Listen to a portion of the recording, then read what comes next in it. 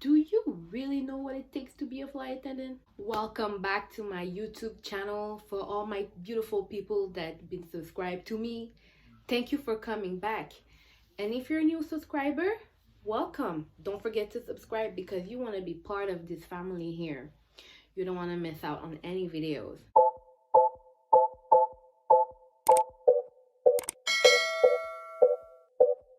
My name is Davina. If you're new here, welcome. With everything that's going on now, like everybody's like reevaluating, reconsidering, see what they want to do, what they don't want to do anymore, if they want to change career, if they want to have a new business, like whatever the case may be. Maybe you did consider to be a flight attendant before. Maybe you're still considering if you want to be a flight attendant, but do you really know what it takes?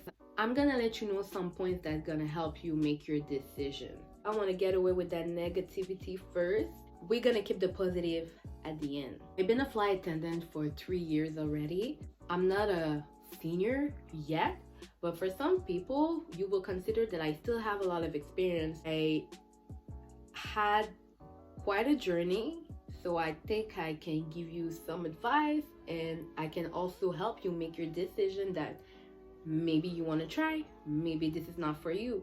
Let me just start by saying that what I'm telling you today in this video is very general. It might apply and it might not apply to all different airlines, to your situation, because all the companies are different. So what I want you to remember is that what I'm telling you is quite general. So always make sure that you check with the different airlines, the differences that they have, the requirement, what they need from you, and also which airlines is going to be the best for you, because it's not the same everywhere.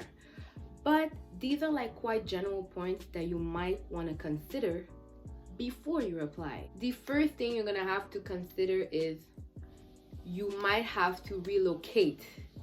You will probably have to move to a different city, to a different province, because here in Canada, that's how we call it.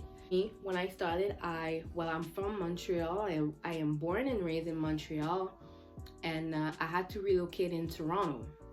Some people may have to relocate to a different state, to a different country, depending on the company that you have. For some people, it might be a good experience, but if you're not someone that is ready to like let go of everything that you have, maybe you need to reconsider.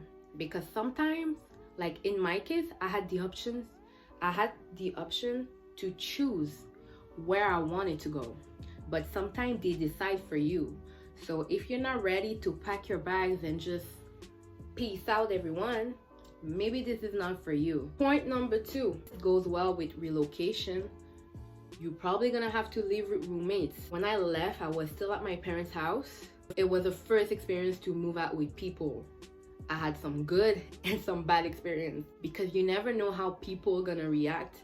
You never know how you're gonna be with someone when you're living 24/7. And let's say you may have some friends during training that you're gonna be able to move together, but sometimes you may not have no one, so you're probably gonna have to live alone, or you're gonna have to live with strangers. So this is also something that you have to reconsider it, because if you're not ready to live with people, it's not gonna be a good experience for you guys, I swear.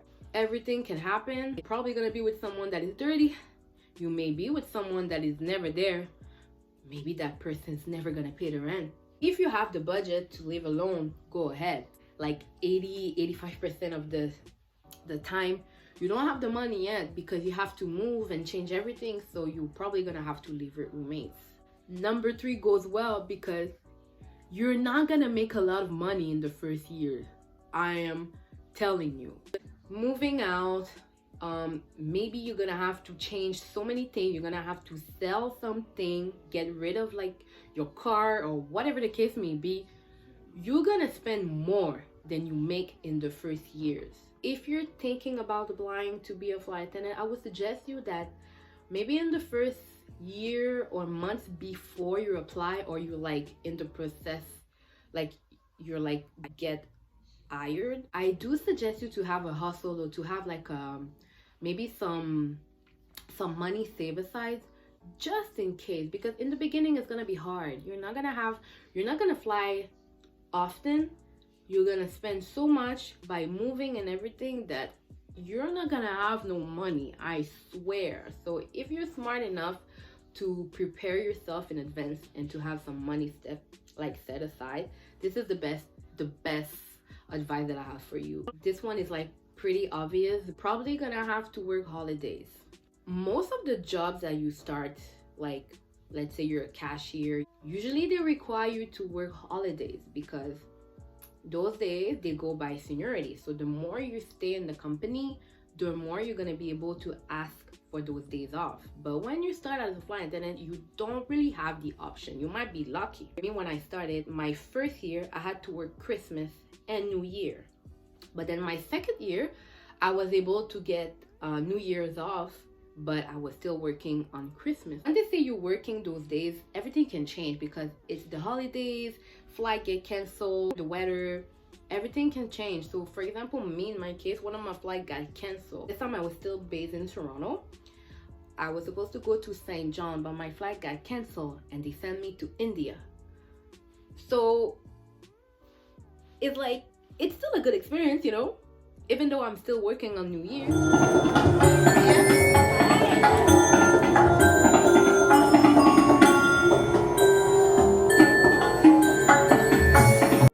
But I'm spending my New Year's in India.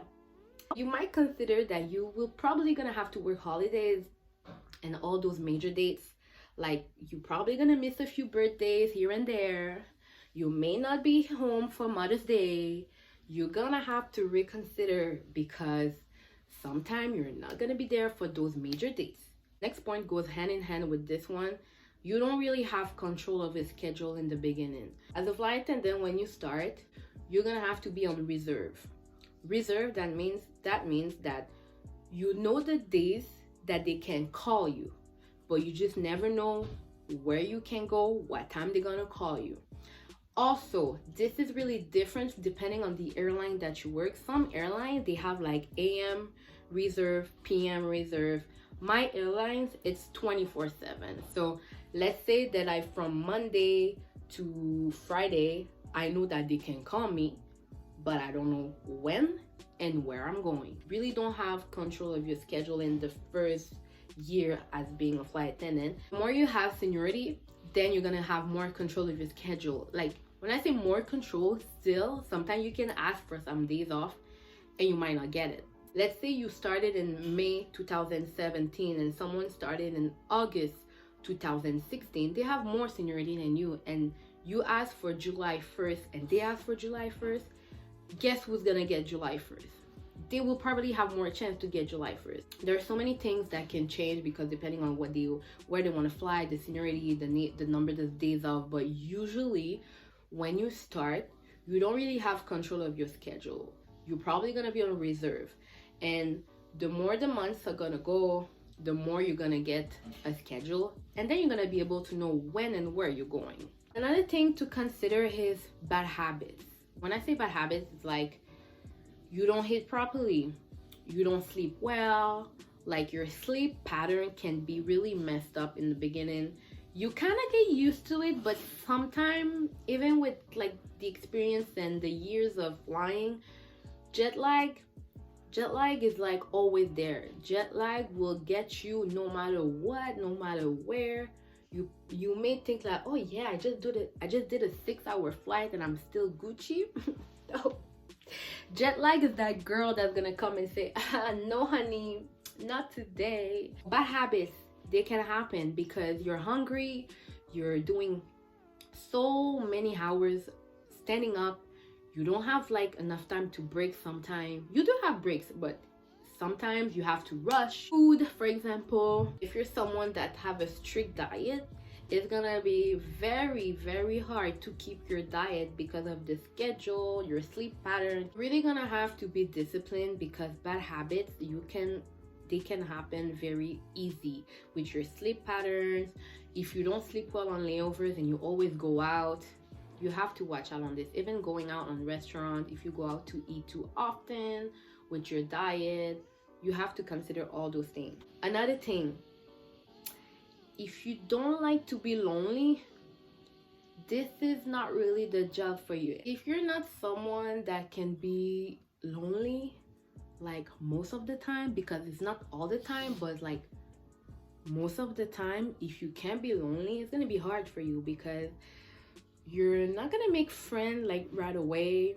You're gonna head up lonely most of the time in your hotel room, during your layovers, at the airport. So you need to be able to be by yourself. My first Paris, it was like, oh my god, it's my first time to Paris. I want to see this, I want to do that. All my crew, they've been to Paris I don't know how many times. They don't want to go do that anymore. I had to go see everything by myself, and I went to the Eiffel Tower by myself.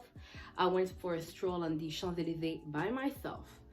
If you're not someone that's like willing to do it, you're gonna be bored. You're gonna find this, the days are gonna be very, very long for you. So if you're not someone that's able to be by themselves and be lonely, this is maybe not the job for you. You're probably gonna have to reconsider, because you're not gonna make friends right away. Some flight attendant, maybe with the age differences, probably gonna be lonely a lot. The last but not least, but you have to remember that an emergency can happen. This is the reality of being a flight attendant. That's why the training is very hard, because they really want you to know everything.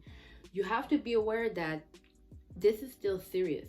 You want to make sure that everyone, even you, but mostly the passengers, they make it safely from point A to point B. You want to make sure that you have all the knowledge and you're very secure in your job. So remember that, yes, it's all fun and I love my job, but you have to remember that at the end of the day, you are here to make sure that everyone arrives from point A to point B safely. All right, now that we covered all the bad, can we just talk about the good stuff? I'm sure you're here for that. You don't want to hear all that. Like, okay, like forget it. Like, okay, yeah, I know that. But now, what it is that makes this job so amazing?